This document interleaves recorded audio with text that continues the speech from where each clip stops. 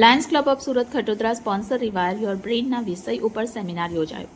Lions international district 3232 F2 region 3 zone 1 lions club of Surat Khatodara sponsor sir VTT girls high school Vanita Vishram school organize teachers training programme rewire your brain વિષય પર seminar યોજાયો હતો, જેમાં keynote speaker lions Anand Nair lions club Umra દ્વારા ખૂબ જ સુંદર રીતે માર્ગદર્શન આપ્યું હતું અને વનિતા વિશ્રામ સ્કૂલના 45 જેટલા શિક્ષકો અને શિક્ષિકાઓએ આ સેમિનારનો લાભ લીધો હતો.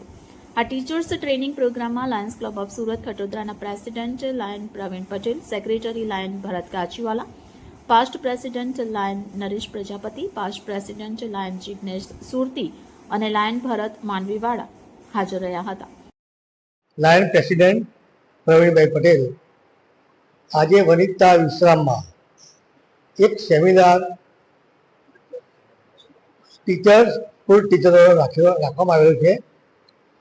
એની અંદર અમારા લાયન મિત્ર આશીષ નાયર એ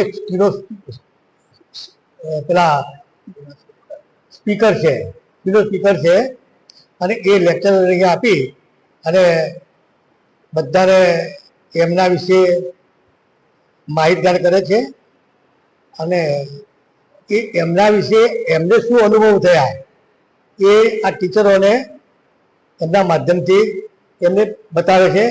અને યોગા પણ એમને મેડિટેશન યોગા બી કરાવ્યા અને બીજું એ એમના જે અનુભવો છે એ એમને શેર કર્યા.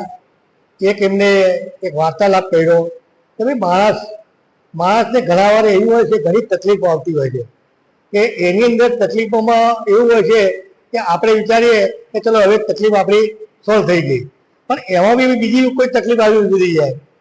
આપણને વિચારે એ બી સોલ્વ થઈ ગઈ તો પણ એક બીજી આવી ઊભી થઈ જાય. એવી રીતના એમને એક વાર્તાલાપ કર્યો અને એની અંદરથી જ્યારે આપણે અનુભવ એવા કરીએ છીએ કે આપણી તકલીફો સહન કરતા હોય છે તો એક સારું કાર્ય પણ આપણી જોડે આવી જાય છે કે કુદરત આપણને આપોઆપ મેળવી આપે છે.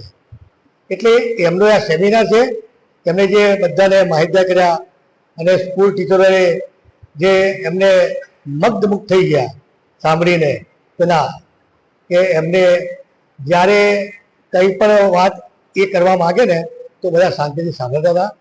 અને જે મેં તમને કહ્યું ને કે ભાઈ આપણને જીવનમાં ઘણી તકલીફો આવતી હોય છે, પણ એક એવો તકલીફોમાં એક એવો દિવસ આવે અને એવો સમય આવે ને કે તકલીફ આપણી એક ક્ષણમાં બધી દૂર થઈ જાય છે.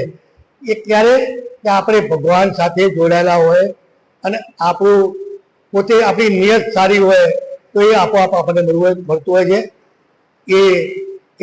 એનો આ અધ્યાય હતો લાયન્સ ક્લબનો અને એના વિશે મેં માહિતગાર કર્યા. ખૂબ ખૂબ આભાર લાયન્સ મિત્રો.